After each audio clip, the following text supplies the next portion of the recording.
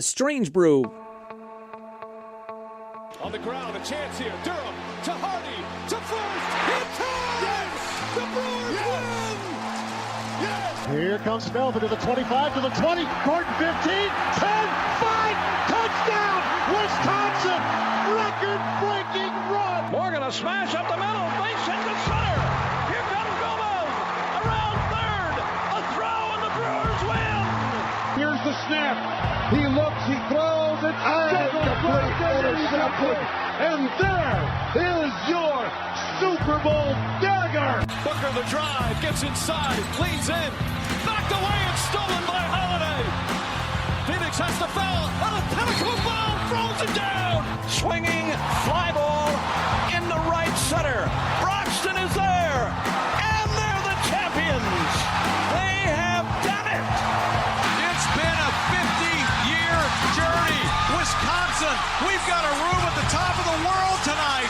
The Milwaukee Bucks are NBA champions. Hey, everybody. Welcome in Friday morning. Got a beautiful weather day outside. Gorgeous weather weekend lined up. Summer weekend jam-packed. Hope everybody out there is having a nice Friday morning. Yeah, welcome in. We've got some stuff to go over. Now we just do the teaser after the intro. Just rearrange the deck here. Rearrange the table. Welcome in on your Friday morning. So a couple of quick notes here before we hop into it. Brewers had another series win. Cooper Pratt. It was the Cooper Pratt. Cooper Pratt week as they finally called up the 21-year-old shortstop and made his debut Tuesday, Wednesday, Thursday. R.I.P. Joey Ortiz, who's still on the team. They did DFA Rengifo. That was the move. But it was all about Cooper Pratt this week in a big series starting in Atlanta. Bad Quinn Priester news. Like I told you on the Monday podcast, it's Giannis week, and we are going to finally have some clarity on what is going on with Giannis. By the time we click record on the podcast on Friday, we're going to have a pretty good idea of what's going on with Giannis.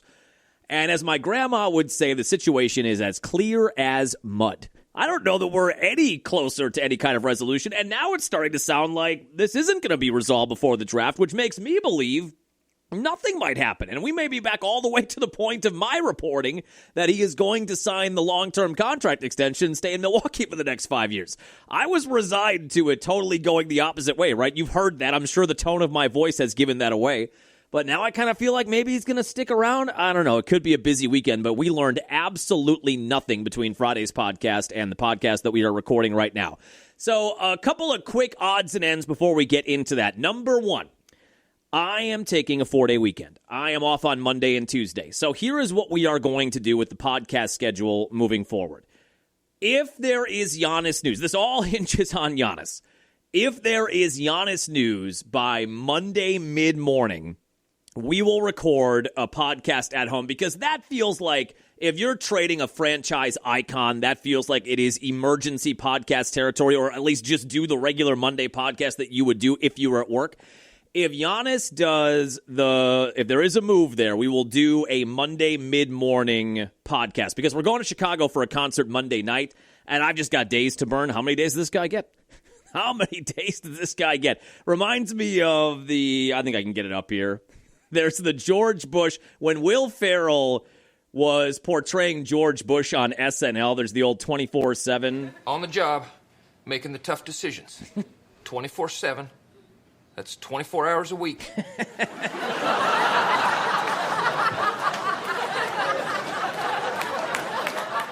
7 months a year. That was my guarantee to you.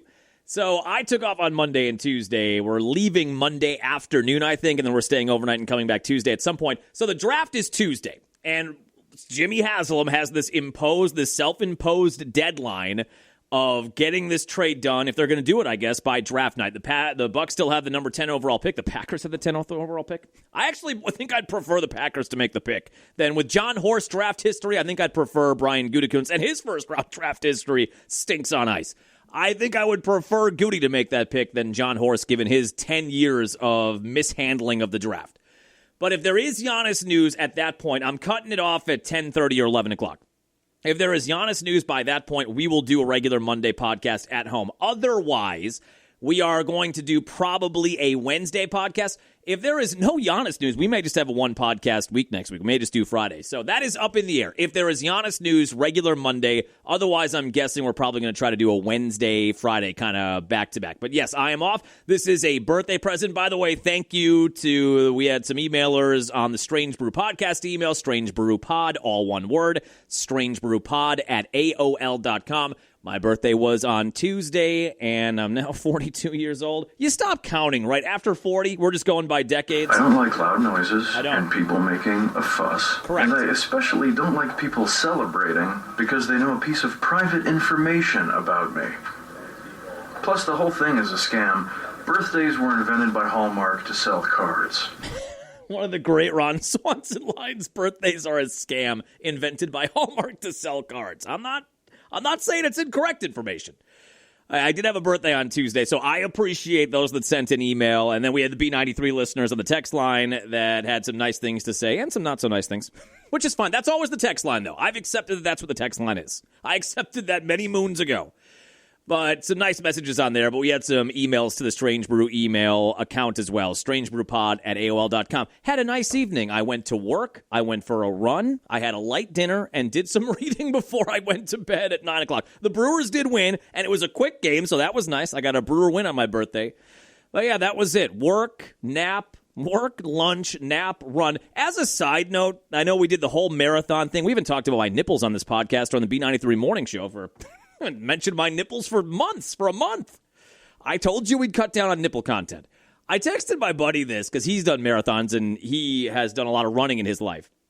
I started training for that marathon, that Green Bay marathon, back in the middle of January. And if you've ever done something like that, even for a half marathon, or even if you're just training for a 5K or whatever you're training for, if you're doing that kind of stuff, that is the first time in my running life that I have had kind of a strict set of you need to run this amount on this day, and then you need to take a break on this day, and then you need to run this amount on that day. A very specific alignment for what I had to do to prepare myself for the marathon. Now, for years, I mean, I think my running, what was the mailbag episode we did where we talked about running? I think I go back to 2017 or 16, right before we moved into the house we're in now, and I started just running little bits like we talked about on a treadmill at the gym.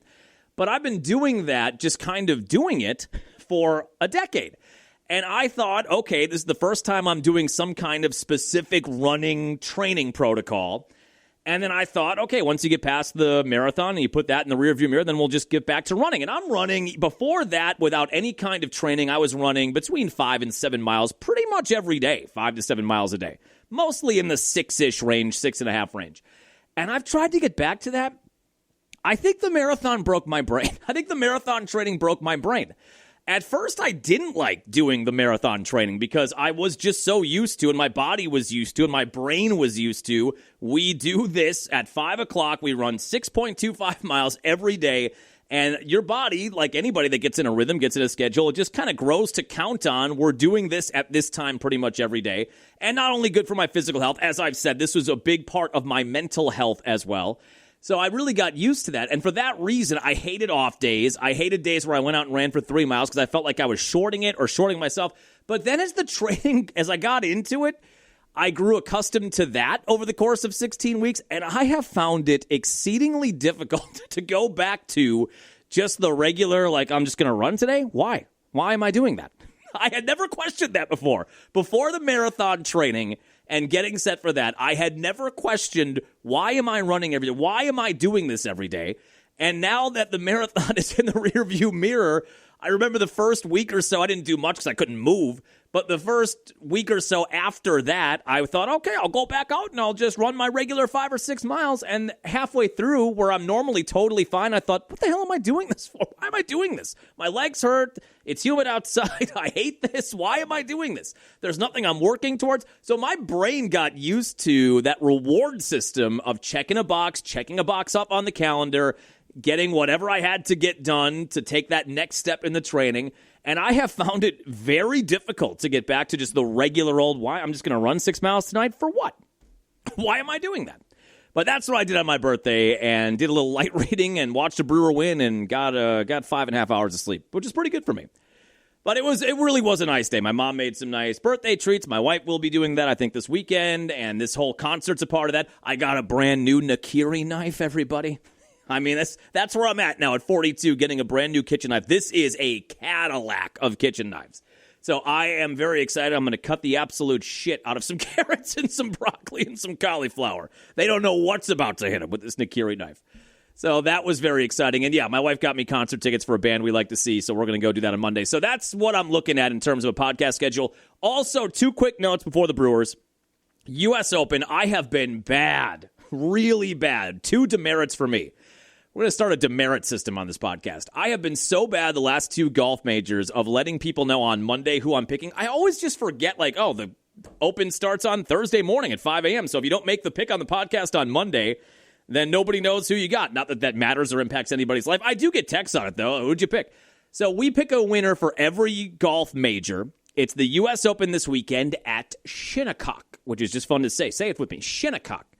And I took on the spur of the moment on Thursday morning. I saw the first tee time was 5 a.m., so after I wrapped up doing some sportscasts on Thursday morning, I put a little tickler on John Rahm, our boy Rahm. That was the first one we ever won 2 years ago at the Masters, with Rahm winning the green jacket. Rahm. He does have a very screamable name like Coon, Rahm. Something about the third letter being an H. Something about that.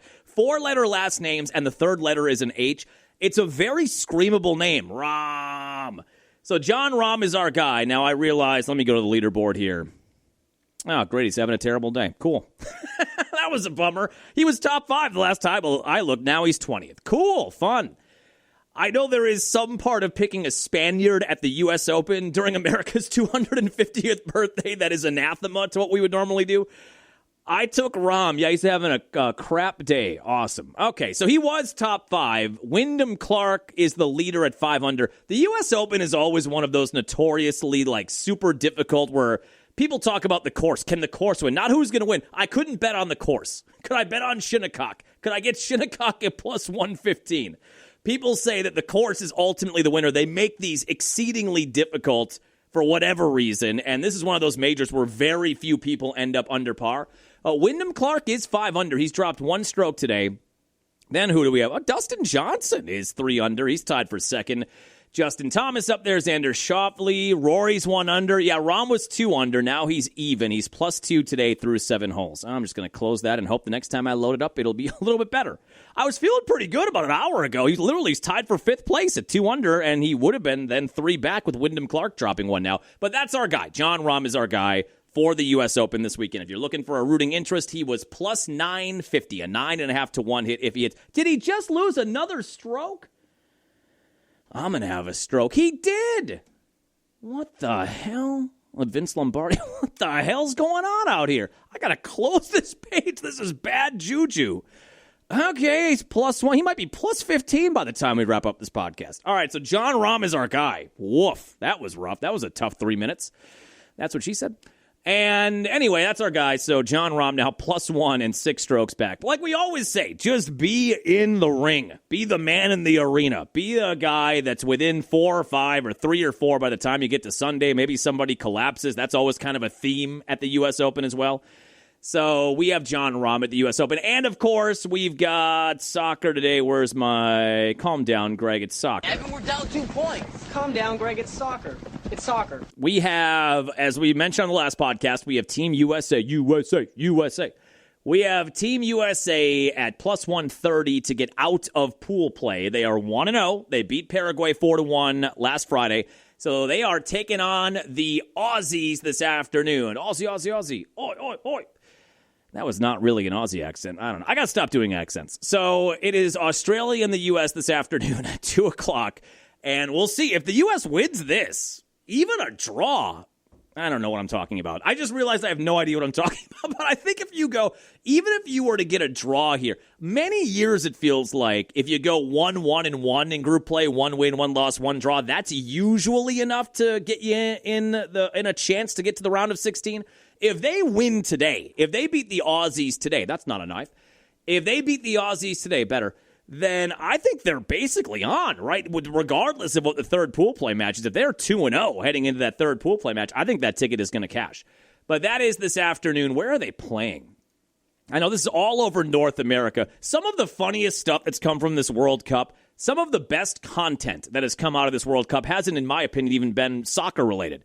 It has been fans of other teams, of other countries that are in America because they want to go see the World Cup, and they are experiencing American culture. Did you see the video? So credit to the Red Sox, who are having a crap year.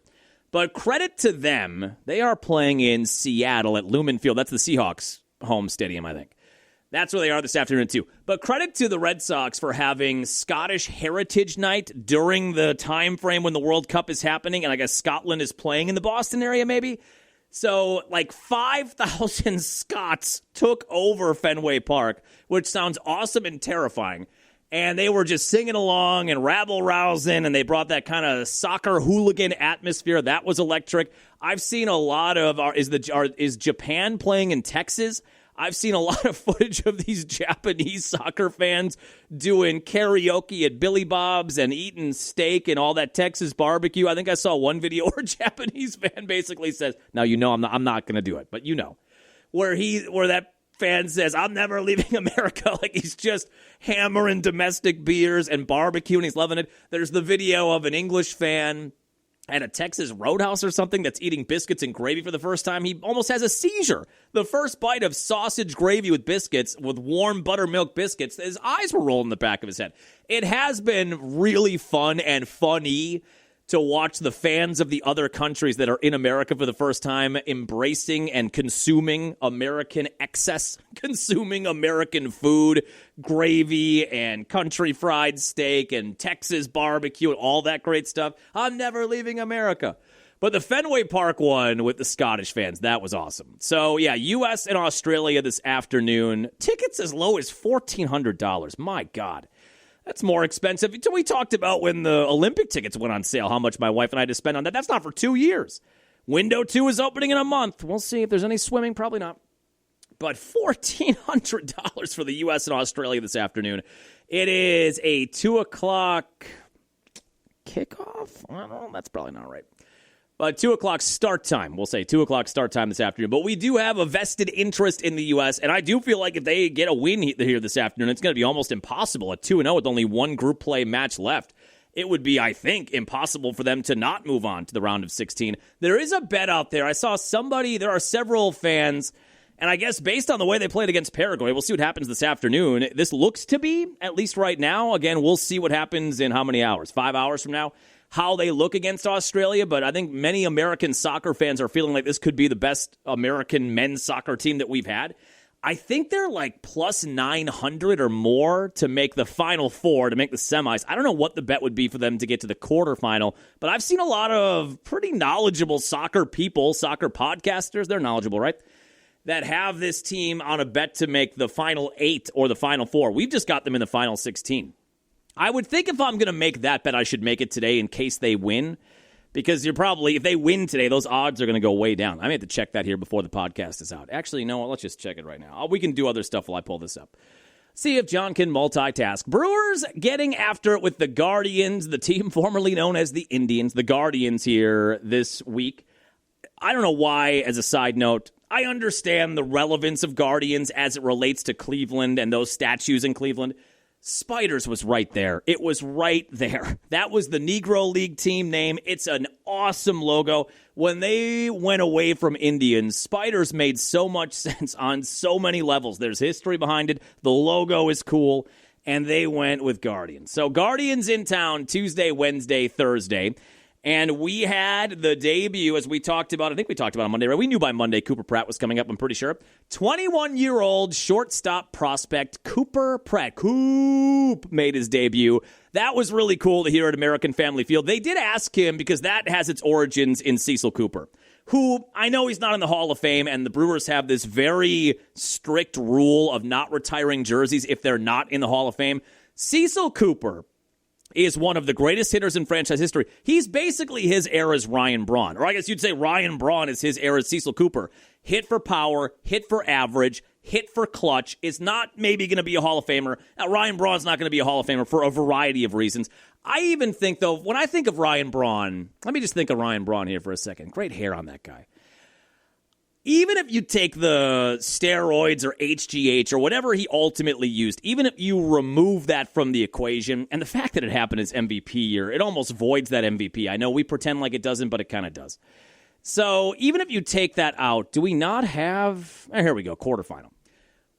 Even if you take that out, if you just put Ryan Braun's stats out there minus the HGH or whatever, minus the steroids or the gummies or the clear or the cream or whatever he was on, I still think he's probably not a Hall of Famer. But Cecil Cooper is very much in that conversation. But everybody used to in the 80s, Coop, anytime Coop came up, they need to retire Cecil Cooper's number 15. For the hits he had on their way to the World Series in the 82 season, the clutch hitting, the average, all the stats he piled up, retire Cecil Cooper's number, please. If there were to be an exception, I can see where some people would say, and I would retire Ryan Braun's too, but I can see where some people, because of the off-the-field stuff, because he did sort of drag an innocent tester through the mud to try to act like that test had been tampered with and that he hadn't been on whatever he was on. If you want to take him out for that kind of stuff, I understand it. But I would put them both up there. But if there were to be one non-Hall of Fame Brewer player who spent the bulk of his career with the Brewers, please retire Cecil Cooper's number. But that used to be the chant for Cooper, and now people are doing it for Cooper Pratt. I think either Sophia Minnaert asked him or somebody asked him at some point, does he know the origins of why they're doing that? And he did say... I think he said Cooper Cecil. I don't think he was doing it like Cooper, Cecil. So he might not be totally familiar, but somewhat familiar. But Cooper Pratt made his debut on Tuesday. They did DFA Rengifo. Remember, we talked about what is the corresponding move they're going to be. USA is plus 165 to make the final 8. That's only 30 points better than to make the 16. There's no value there. Where's the semifinal? But the question was, what would the corresponding move be? Do you get rid of Rengifo or put him on the IL, or do you send down Ortiz, which we talked about on Monday? He does have options. As bitter of a pill, I think in the blog I said, that would be a pill for Joey Ortiz that is so bitter that even a shot of Malort would taste sweet by comparison. But that was the question. What do you do with those two guys, and how do you even out the roster? And they end up DFAing Rengifo. I don't know that he is totally cleared yet. That lasts a couple of days. So there's a chance, if nobody picks him up, that he could take the assignment at AAA Nashville. My guess is he elects for free agency. When you're a veteran, he's a 7 or 8 year veteran. I don't know how much interest he has in riding around buses in Nashville and doing the whole minor league circuit here. Even though he's had kind of a rough year, it just didn't work out with Rengifo. As I put in the blog, on paper, when they signed him, a utility infielder, the Brewers love the Swiss Army knives. He can play third, he can play short, he can play second. You could probably put him in the outfield. You could DH him if you had to. He had a couple of years with the Angels where he hit 15 home runs one year, 16 home runs. Not a guy who was going to light the world on fire in terms of slugging and OPS, but he did show some power. We saw none of that in Milwaukee. But on paper, he made a lot of sense for a variety of reasons. It just never worked out in Milwaukee, where he hit 205, no home runs, 19 driven, and defense was kind of meh. So they DFA Rengifo to make room for Pratt on Tuesday. And Pat Murphy said before the game, of course he was asked, what does this mean for Joey Ortiz on that bleach blonde mop top? He's going every route slump buster, Joey Ortiz. He had the thick bushy beard, he had the mutton chops, he had the goatee, he had just the mustache, now he's bleaching his hair. He said, and Murphy said, look, when they signed Pratt to the extension right before the year, they had a meeting with Ortiz, and Murphy, like you would expect from Pat Murphy, was bluntly honest and said, this guy's position is shortstop. There's a reason they gave him an 8-year, $50 million deal without him having played a second in Major League Baseball. He is coming, and how you deal with that is going to define how this year goes and how maybe your career in Milwaukee or your career elsewhere goes at the end of this. It sounded like a very honest conversation, and it sounded like Joey Ortiz was very much on the same page and understanding that even though he doesn't love it, that this is probably going to happen at some point, and now it's happened. Now, Murph said that they are going to have Hamilton at third and Ortiz at third, and Ortiz played third yesterday. Not a great day. But I do wonder, and I put this on the blog, sometimes I do wonder if going back to third and having some of that pressure eased of having to be the shortstop, like there are 3 premium defensive positions, I think we can all agree in baseball. They're all important, of course. Everybody's important. Everybody's a special flower. But shortstop is probably the most important defensive position on the field, shortstop or catcher, and center field, those 3.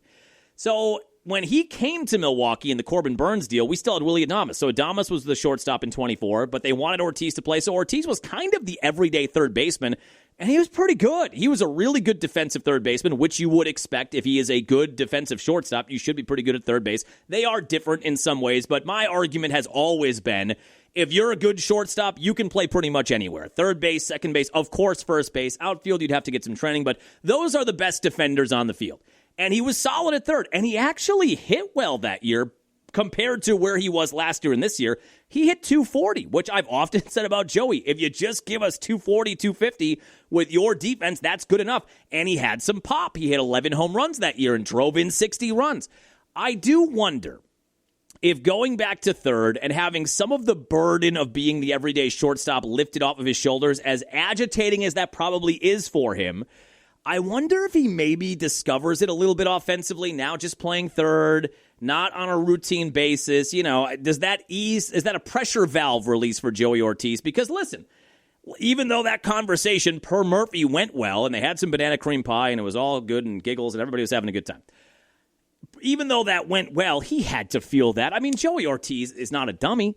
He knows his numbers weren't great last year. He knew Cooper Pratt was already on the rise last year. Then they signed him to the 8-year, $51 million deal. Okay, well, they're not going to pay him and then not play him, and he is a shortstop. They're not going to move him, so he has that pressure, and then he gets off to a slow start, so he has that pressure. So he's feeling it, and the screws tighten. I do wonder if there is a little bit of a release here by no longer having to be the everyday shortstop. Can he find some of that offense that he found when he had less pressure in 2024 as the third baseman? All right, the U.S. is plus 500 to reach the semifinals, 5-1. I thought it would be better than that, man. We're not going to do anything with that. No, we're not. I feel like that gif with the lady who's drinking a soda for the first time, and she's reacting of, no, kind of. No, I don't like it. Maybe. We've got until 2 o'clock. We've got until 2 o'clock to make a decision there. But I do wonder if there's an element there where Joey Ortiz kind of gets it together now that he's at third base. Again, he made his first start there since 24 on Thursday afternoon. It didn't go great. I think he was 0 for 3 and hit into a big double play. Defense was fine. But we'll see. We'll see how it goes for him over there with splitting time with Hamilton at third base. And he's still going to be the primary backup for Pratt at shortstop. But Pratt made his debut Tuesday. Not a great debut, honestly, but whatever. Get the first game out of the way. He goes 0 for 3 and had a throwing error. So that's not the way to start. But I thought, acquitted himself pretty well after that. So you get the 2-1 win on Tuesday. Now, coming into this series, as we talked about on Monday, you had this big Philly series. You've got this massive Atlanta series on the road starting tonight. But sandwiched in between there, you've got a Guardians team that is tied for first in the AL Central. And going into this series, 2 elite pitching staffs. The Guardians had the 5th best team ERA in baseball heading into Tuesday. The Brewers had the 4th best team ERA in baseball. So pitching is kind of a calling card for both teams. Makes sense you end up in a 2-1 game on Tuesday. Bryce Terang home run. Ashby gave up the lead in the 7th inning, but that lined him up for a win. He's the vulture, baby. So he gives up the lead with a run in the 7th inning, tied at 1. Bottom of the 7th inning, Garrett Mitchell crushed one. No doubt 112 miles per hour off the bat. Look out below to the third deck in the outfield. That put the Brewers back up 2-1. And the bullpen cleaned it up. Uribe got himself out of a jam in the 8th inning. Trevor McGill on Tuesday, as good as he is. Look, I think he's back. I think we're back to all-star level McGill. Now, he'll blow a save tonight. But he was 1-2-3, 2 strikeouts. That knuckle curve was airtight. That's been his biggest problem. The velo has been kind of a tick or two lower this year. Now, he was throwing 99-100 again on Tuesday. But if he can get that off-speed going, he's a 2-pitch guy. A lot of closers are. If he can get that knuckle curve, if you can't land the off-speed for a strike, we saw that with Devin Williams a lot. If you can't land your one off-speed pitch for a strike, and these guys are just sitting fastball, major league hitters, if they know a fastball is coming, even if it's 98-99, they're going to crush it. Even if it's 103, they're going to crush it. If they know it's coming and they know the location. But McGill was landing that knuckle curve, and he has been now for a while.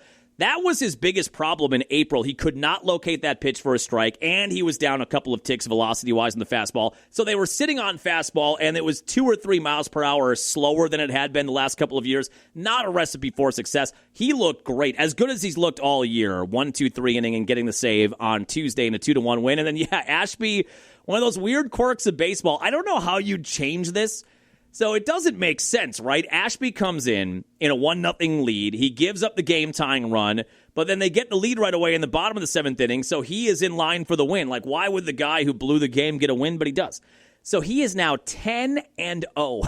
Aaron Ashby, he leads Major League Baseball in wins.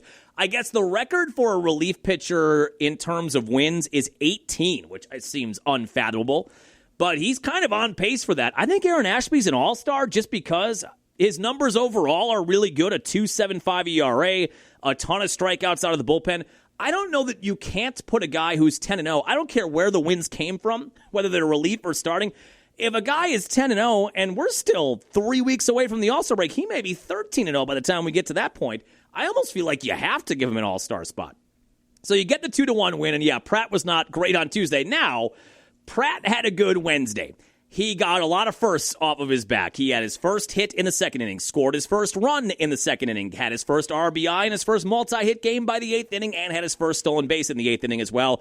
Brewers had a nice offensive night. Yelly got it started with a home run, leadoff home run. Sal Frelick 2 RBI double, Yelly RBI single, Terang RBI double, 5-0 lead. Now the problem for a little bit on Wednesday was our guy, Brandon Sproat. Tell us again, John, about 2019 Corbin Burns. Okay, well, he's a lot like 2019 Corbin Burns. Corbin Burns in 2019 was extremely up and down. He had innings where he looked dominant and innings where it looked like he was tossing BP, and it was hard to figure out how that was possible. Brandon Sproat is the exact same guy. Now, I was hoping for, coming off of 5 innings of 3-run ball in Denver, which is good at Coors Field, and 6 innings of 1-run ball in Vegas in the thin air playing on the moon there. Those were his last 2 starts, and we felt like, okay, that's, given the conditions, 5 innings of 3-run ball, 6 innings of 1-run ball, maybe he's starting to get things figured out. And in the first 3 innings on Wednesday, 9 up, 9 down with 5 strikeouts. So when you factor in the last 2 starts, and that is how the first 3 innings go on Wednesday, I thought, okay, we might have something here. We might be off and running. Then the 4th inning hit. Walk, 2-strike single, walk, grand slam. Whoopsies. Whoopsie daisy. And then he left the game with cramping in his right leg. I don't know that he talked about it post-game. He was grabbing at that leg as he was walking guys and giving up singles in the 4th inning. Before the grand slam, he was kind of grabbing at the back of his right leg. So only he could tell you if that had an impact on why he was walking guys and why he ultimately gives up the grand slam. If I were him, I'd use that as an excuse, but I'm an excuse guy. I would definitely use that. He may not. He may not be an excuse guy. I am. I'm an explanation guy, not an excuse guy, as we know with Jordan Love. I'm an explanation guy, not an excuse guy. I would maybe use that if I were him. So you go from 2 pretty good starts in tough conditions. Then your next start, 9 up, 9 down, 5 strikeouts, and then you give up a grand slam and you get hurt. It's the middle innings again for Sproat. Chad Patrick came on, got the final out of that inning without giving up the lead, and then Patrick was sensational. He had a couple of blips on the radar, but man, did he look good on Wednesday. 3 1/3 in emergency duty, no runs given up duty, and 7 strikeouts for Chad Patrick. A little bit looking like his old self there on Wednesday when they needed it.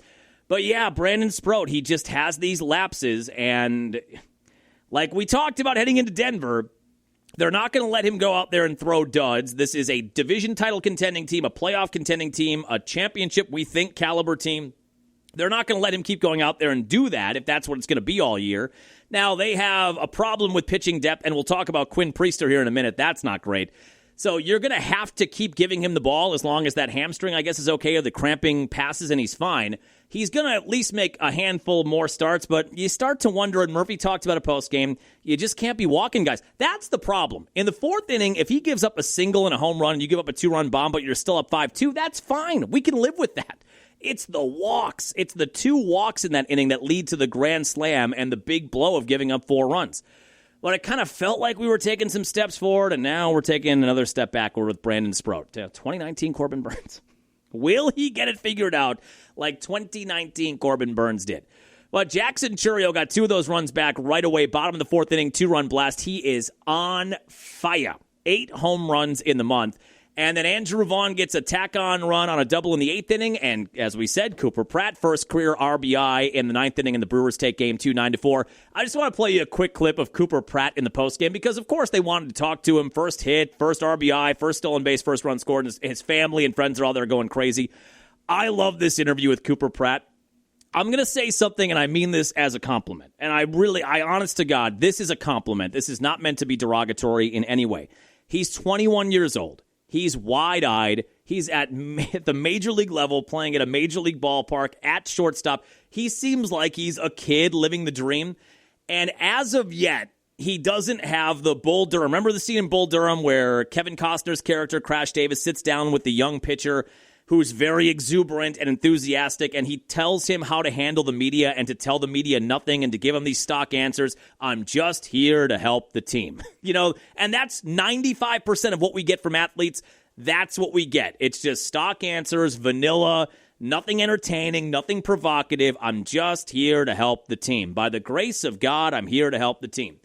Well, Cooper Pratt's not doing that yet. He might at some point, but he's giving some very honest and authentic answers.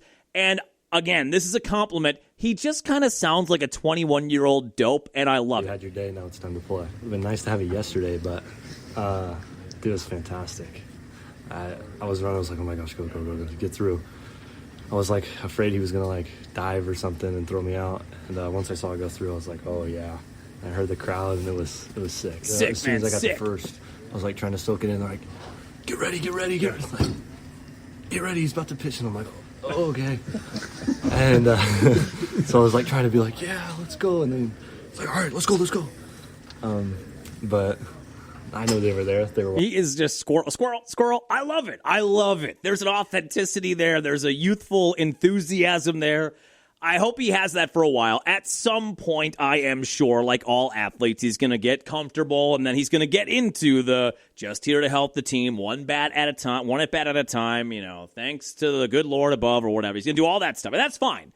But I just thought it was interesting that he hasn't gotten to that point in his career yet. And again, I use the dope term very complimentary. I was and am a 42-year-old dope in some ways. I was definitely a 21-year-old dope. It's the same thing when we talked about tarps off. It's the same thing. The tarps off mentality, they're just delightful dopes, and we love them for it. I thought his post-game interview was very funny on Wednesday. So you get the 9-4 win. Then my wife and I were there yesterday. Remember, we talked about in the podcast. We went to the Miz game on Friday. I was so jacked up about the Miz game on Friday that we looked at tickets and we said, hey, he's pitching on Thursday. My wife has off on Thursday. She's 4 on, 1 off. I'm done fairly early in the day, and I can be done earlier if I have to be.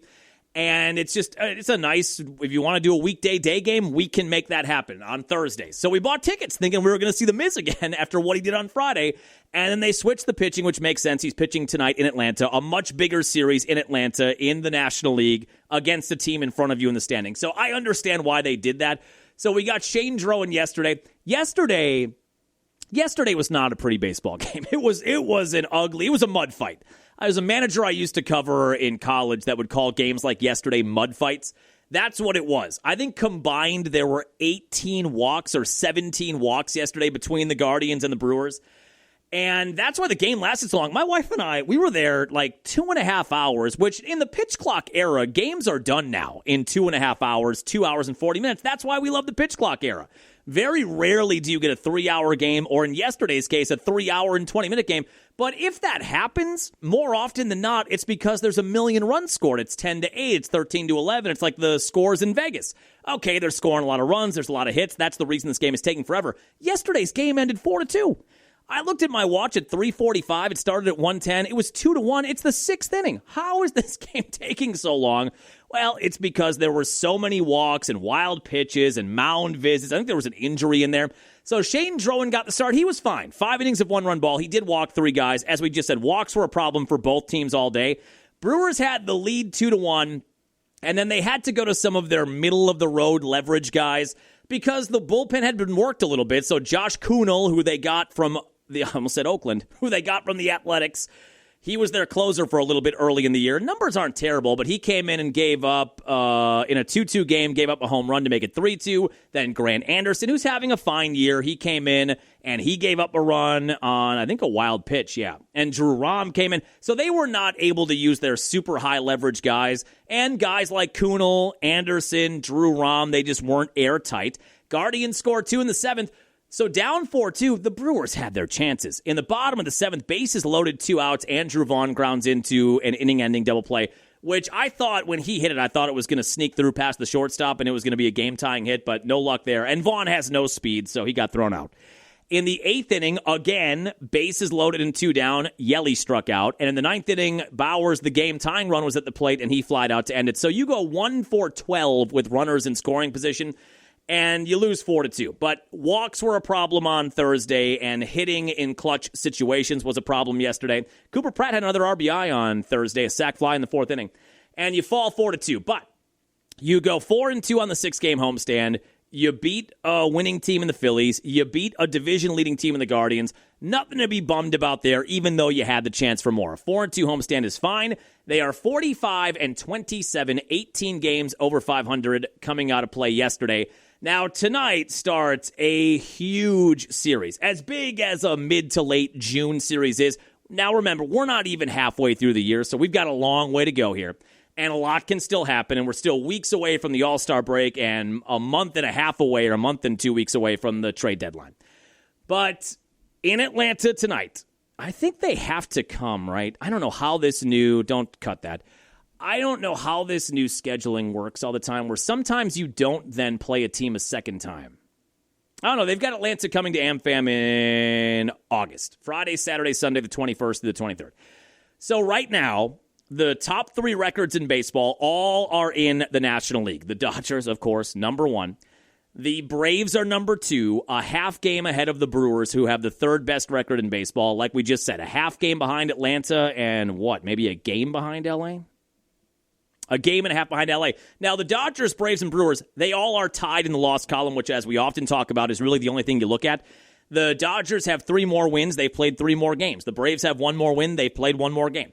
But that's really tight, atop baseball and atop the National League. And as we've talked about, you want to be in that top 2 at the end of the season in the National League so you avoid the wild card series.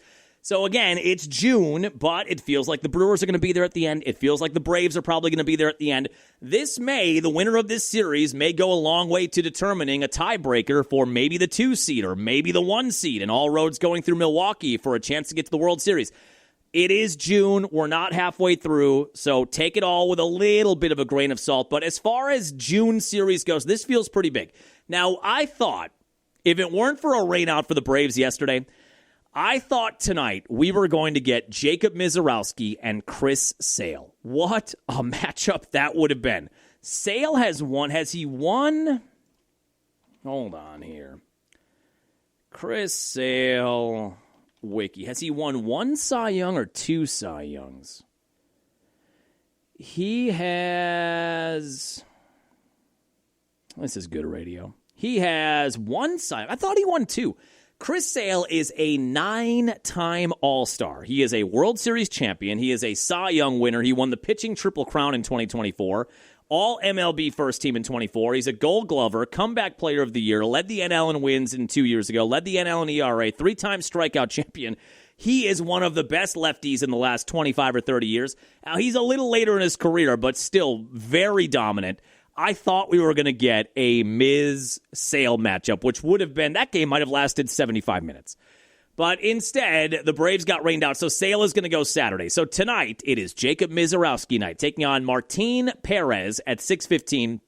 Perez is having a good year, too. These are all pretty good pitching matchups. Perez is 5-3 with a 2.9 ERA. He's kind of discovered something late in his career. He's 35 years old, and he has kicked around. He was in Texas for a while and Pittsburgh for a while, and it seems like recently he has really become a much more dominant force. Well, it probably helps to be on a very good team. But his numbers are good. So Miz on the hill tonight, 6:15. 3:10 Saturday, Kyle Harrison goes against Sale. Matchup of 2 lefties there. And then Sunday, Robert Gasser will take on Bryce Elder, also having a good year for the Braves. All of their guys are. Hey, Gasser's coming off of, by the way, we didn't talk about in the win on Wednesday. 5 2/3 did not give up a run. Easily his best start. 2024, he was the top pitching prospect, came up 5 games, looked great. Tommy John. Came back from Tommy John at the end of last year. He was okay with a couple of cups of coffee. So far this year, because he's been pressed into duty with all the injuries, he has not looked like the 2024 version of himself, but is that to be expected coming back from Tommy John still? But I would say Wednesday, right? Or Thursday? Wednesday? It had to be Wednesday. Oh, maybe it was Tuesday. He pitched on Tuesday. But that on Tuesday in that 2-1 win, 5 2/3, did not give up a run, struck out 5. That's as good as he has looked since that 5-start run he had as a rookie in 2024. That could be big. That could, if he can discover that, if he can discover the form that had him as one of the top pitching prospects in the system, and I think he was 2-0 or 3-0 in 5 starts with a 2.9 ERA in 24. If he can rediscover some of that, that would be huge for a variety of reasons, not the least of which is that he is young and under team control, and he could then be a part of this rotation for the next 3 or 4 years. But especially given the injuries you're trying to navigate right now, if Robert Gasser can look like that, look, I don't need 5 2/3 no runs every time out, but if he can give me 6 innings of 3-run ball, 5 innings of 2 or 3-run ball, keep you in the game, I feel pretty good about that, if that's what Robert Gasser is giving you more often than not. But that was probably his best start since he got hurt in 2024. So he will go Sunday, 12:35, 6:15, 3:10, 12:35. Then they go to Cincinnati Monday, Tuesday, Wednesday, then a day off, and then the Cubs are at AmFam for the first time this year. That will be next weekend, Friday, Saturday, and Sunday. By the way, the Cubs lost a game to the Rockies earlier in the week, and Craig Counsell had to... it's a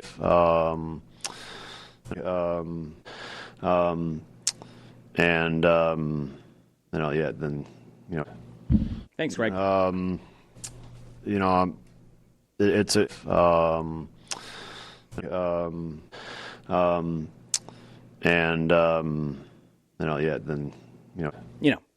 So right now the Brewers have a 5.5 game lead in the division.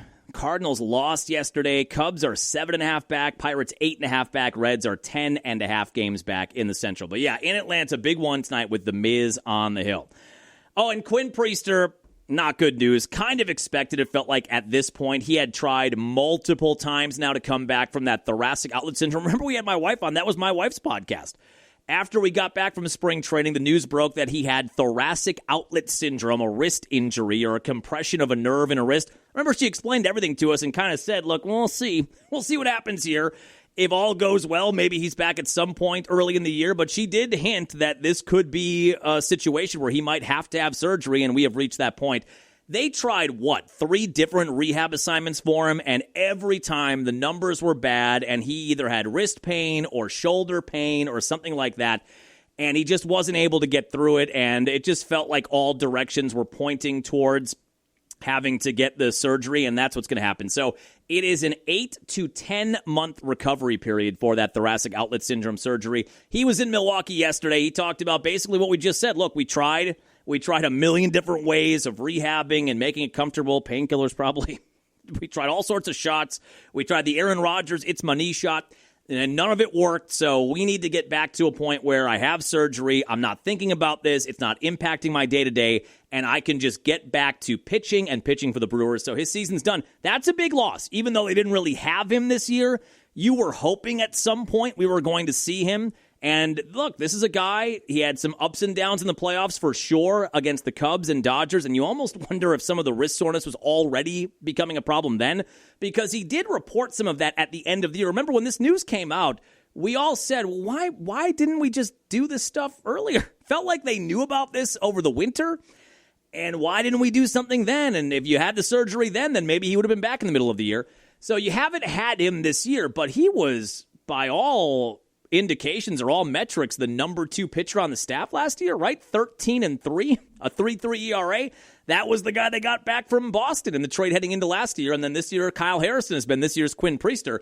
But that was a guy heading into the year that you were counting on to be your number 2 or number 3 and give you 30 starts and give you, hopefully, again, 10, 11, 12, 13, 14 wins and a quality ERA. And hopefully he learned from some of the issues in the postseason and is better in the postseason if they make it this year. Now, knock on wood, as always, long way to go. But he was a big part of the plans this year. And even though you haven't had him and you've had to navigate already a lot of the year without him, it does hurt because at some point you were thinking, okay, at some point we get Quinn Priester back. That is not going to be the case. So you lose from last year a guy who went 13-3. At one point, didn't they win? What did they win? Like 15 straight games that he started in? That is a fairly significant loss, and his season is done. It does sound like Woody is back next week. That has taken a lot longer than we thought it would. Remember, he had that start where he was throwing 84 miles an hour, and everybody was really concerned, myself included. And then at the end of that game, or the next day, they said, it's kind of actually the best-case scenario, and maybe he's back in a week or two. Well, that was a month and 2 weeks ago. This has taken a lot longer. You kind of thought it would with Woody at this point in his career with the injury history that he has. But he had a couple of rehab starts. He's throwing 91, 92, 93, kind of around where he was velo-wise before that weird random game where he was throwing 83 miles an hour on a fastball. And he had an 85-pitch rehab start at rookie ball this week. It sounds like he is going to rejoin the rotation next week. Look, you really are right now. Now, Drowan's been fine, and Sproat's been up and down. But you really kind of are a two-pitcher rotation right now with Harrison and Mizorowski. Gasser, you're not really sure game to game. Sproat, you're not sure game to game. And who did we just say? Who's the other one? Woody's coming back. Sproat, Gasser, and Drowan. Drowan's been fine. I mean, Drowan, I think as a fifth starter, I feel totally fine with, if that's what he is. If a fifth starter gives you 5 innings of one-run ball like he did yesterday, that's great.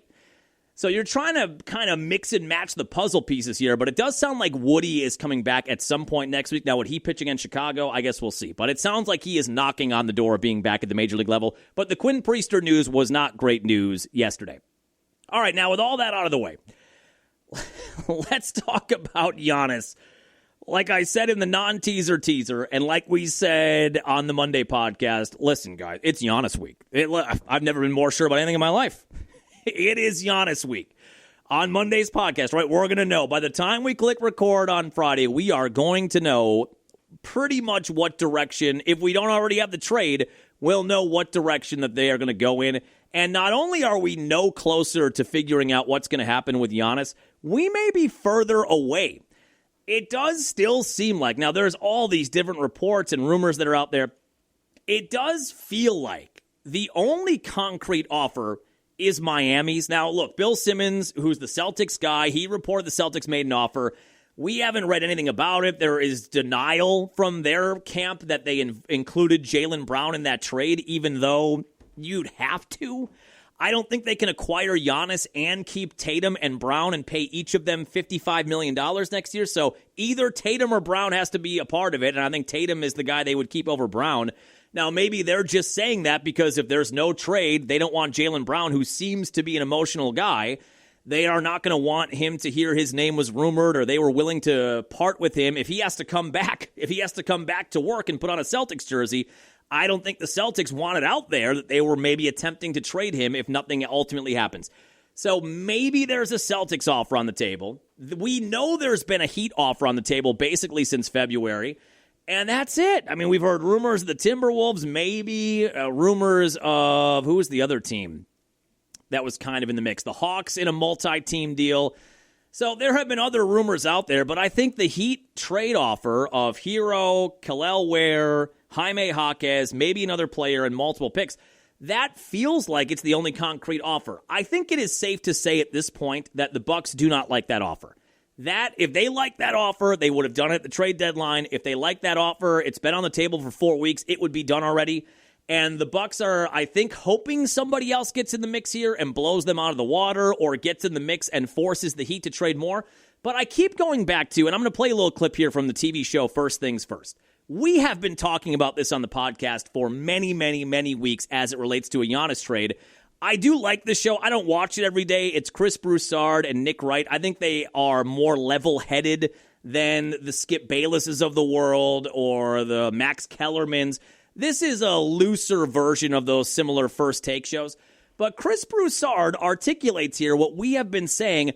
If the Heat trade for Giannis, what do they have to compete for a title, which is what Giannis says he wants to do? I don't understand why Giannis, with all due respect to the Heat, wants to go to Miami. I mean, obviously it's a great place to live. It is a strong organization. Eric Spoelstra is a great coach. But it's going to essentially be Milwaukee South. Now, look, if they trade for him, they got Bam. So those are two bigs but that's it. that don't shoot. Yeah. Right? Well, Bam scored 83 points. But basically two big non-shooters starting, which can pose a problem.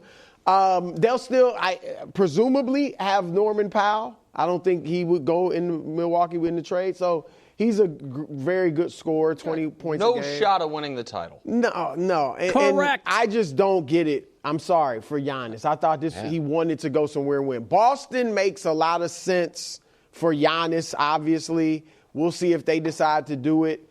If they were to trade Jaylen Brown for him, Jason Tatum obviously had the big Achilles injury, and Giannis has been injury prone, but maybe they just need a shakeup. And they would have to play totally differently. And that'd be good for them. It'd be good for him. We'd see if Missoula is down with that. Lastly, I'll say, Nick, I don't know what Houston's thinking. All right. And I also agree with this next point he makes because Houston feels like a perfect fit. They've got draft picks. They've got young talent that they could probably part with. They've got Kevin Durant for a year or two. You put Giannis with Durant and some of their young guys and Fred VanVleet. Maybe that helps them out in the West. That felt like for a year at least, that felt like that could be a team, and they just seem to have no interest in Giannis. But what Chris Broussard said there is what we've been saying on this podcast, probably less articulately than he did, but we've been saying that for months. We're going to start a new segment where I play you clips of shows like that, First Things First and First Take, and then I act like I'm on the show and I just go, yeah, see, yeah, I agree. Be a whole new segment, a whole new podcast. So, yeah. But haven't we been saying that as it relates to a Giannis trade, if Giannis truly wants to compete for championships, and look, maybe this is all, I hope a lot of what we believe about Giannis is true. I'm starting to question some of it, but, we think back to his time in Milwaukee. Hard worker, loyal, puts in the effort, puts in the overtime, wants to win titles, wants to help the community. I think a lot of that is true. Wants to win championships. I'm loyal to championships before anything else. I think a lot of that is true, but I think Chris Broussard and what we've said about Miami's trade is also accurate.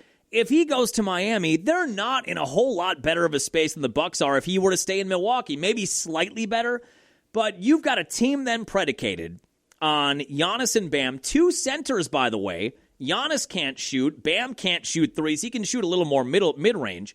So you're going to have two 6'10", 6'11" guys on the floor together that can't really shoot, and you're not going to have much around them. So if Giannis is truly behind the scenes angling for Miami, I want to be in Miami, I want to live in Miami, I want to be in Miami, then a lot of what he's saying about I want to get to a team to compete for championships, I'm 32 years old, the clock is ticking, I can't win one in Milwaukee, I don't trust Jimmy Haslam, I don't like the pieces around me, whatever, that could all be accurate. But if his whole thing is, I need to get out of Milwaukee because I can't win a title here and I have to go somewhere where I can win a title, he's not going to win a title in Miami.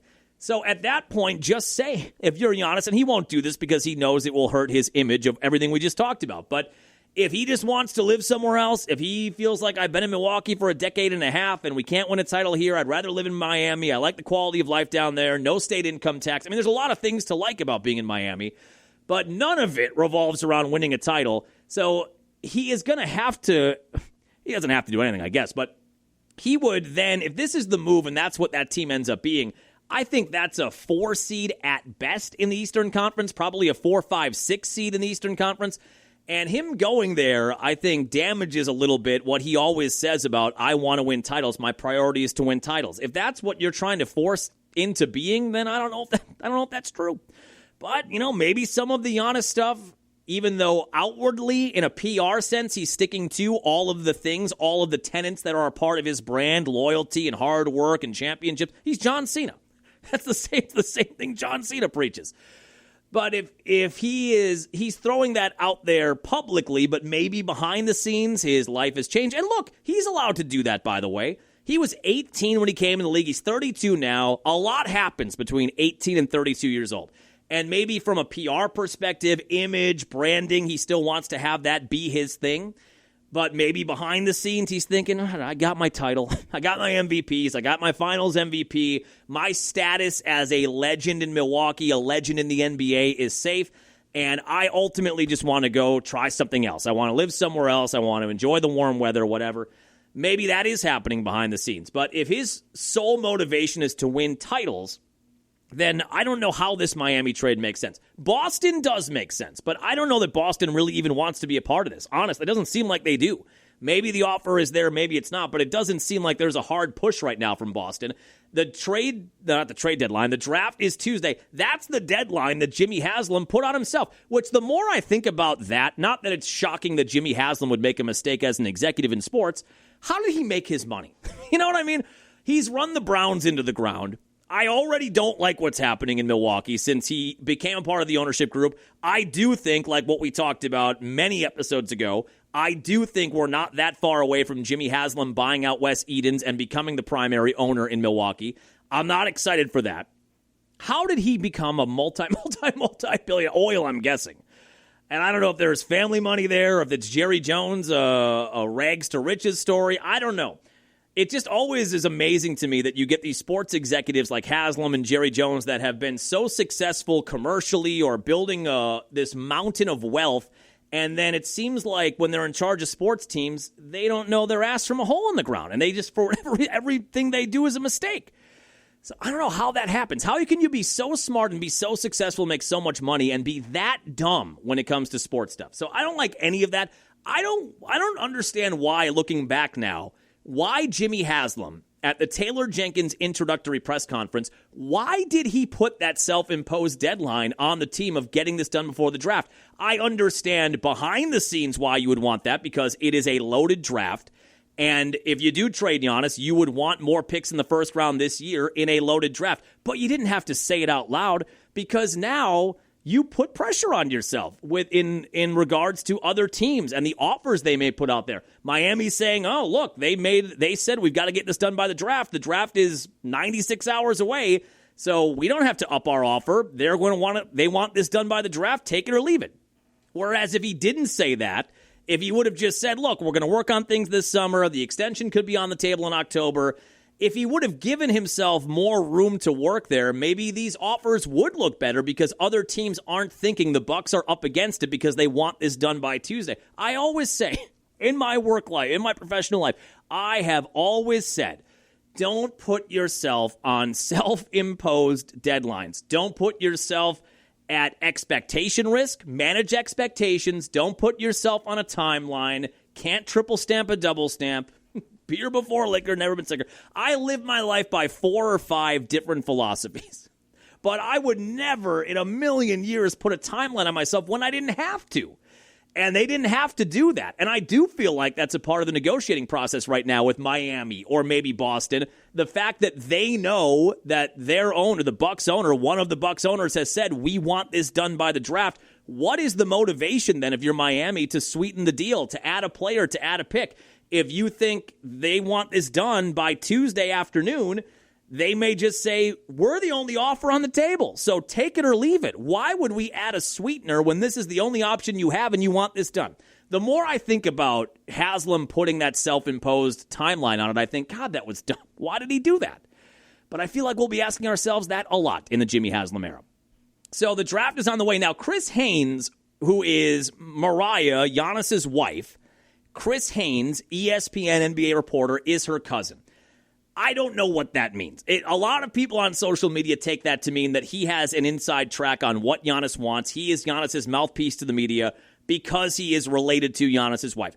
I have plenty of cousins that I would die for. I have other cousins that I don't talk to and haven't talked to my whole life. So I don't know what that means. What is the cousin relationship there? But Chris Haynes had a report either on Wednesday or Thursday that kind of said, well, the Bucks are starting to think maybe we don't need this done by the draft, and maybe we could take more time. And I do think if we get past Tuesday, if they just make the 10th overall pick and nobody trades anything and the Bucks don't trade the pick to bring in a big name and the trade for Giannis doesn't happen, if the NBA draft on Tuesday comes and goes and the Bucks don't trade Giannis and they make the 10th overall pick, then I don't know what happens. I don't know how long this stretches out, because then you get that little timing element out of it. You could end up then, like we discussed many months ago, that you could get to October and we're having the discussion of the extensions on the table, which it will be. And if Giannis, even if he doesn't want to be here, I don't think Giannis would play that last year of his contract out and not sign the Supermax extension. I have seen some Miami Heat fans saying, look, if the Bucks don't like this deal, then they can let Giannis play the final year of his deal and we'll just sign him in free agency and the Bucks will get nothing for him. I don't think that's going to happen. I don't think that's going to happen. If the Bucks determine that the Heat deal is the only one out there and they don't like it and they don't take it and they just go through the draft and they pick the 10th overall pick and they move on with their lives, if Heat fans really think that if we get to October, Giannis is just going to play out the final year of his deal and leave in free agency, I got news for you. Giannis is not going to sign that 4-year, $275 million deal.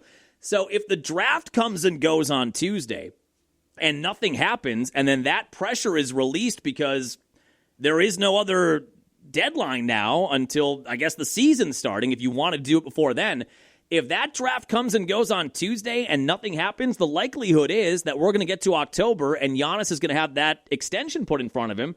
And I don't think there's any world where he doesn't sign a 4-year, $275 million deal, which, as we went over, is probably the last time he's going to see a deal of that magnitude, whether it comes from Milwaukee in October or another team in April.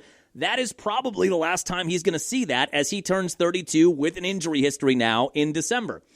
Yeah, that take from Miami fans of, well, fine, if you don't like the offer, then just let him play out the last year of his contract and we'll just sign him in free agency next summer. I don't think so, Tim. I don't think that's how it's going to work. I don't think Giannis is going to let the dice roll here and play a final year in Milwaukee on the last year of his deal and leave $275 million on the table. That seems very, very unlikely. So, yeah, there's a lot of stuff out there, but we ultimately have no better idea. And I really thought we would. In my heart of hearts, I really thought we would, but we are no closer to a resolution. Unless something has happened, let me just check. Let me just check Twitter here before we sign off. Is there anything that's happened now? No, nothing's happened yet. Could be an active weekend, maybe not, but the longer this goes and the closer we get to the draft and that self-imposed deadline, if the Bucks don't like the offers, and it doesn't seem like they do, I kind of feel like they're just going to take their 10th pick on Tuesday and move on and see as the summer goes on. Maybe somebody makes a different offer. Maybe a different team we haven't talked about comes out of nowhere. But if Tuesday comes and goes, it really feels like we're going to get to October, and I don't think he's not signing that contract extension. I don't think he is. Or I don't think he's not going to do it. That'll do it for us here on your Friday morning. Is that all we have here today? I think so. Yeah. So, like I said, if some big Giannis news happens, we will do a home podcast on Monday mid-morning or late morning. If that doesn't happen, in all likelihood, we are back on Wednesday next week, I would think, because we'll want to talk coming out of the draft on Tuesday. If nothing happens, if something major happens, I would think then we'll be on a Wednesday, Friday podcast schedule next week. But if something major Giannis-related happens, we will do a Monday at-home podcast. Have a happy, safe weekend. Happy, safe Father's Day weekend. Spend time with Pop. If you have that in your life, spend time with him. Cherish those moments. We will get back after it either on Monday or Wednesday next week.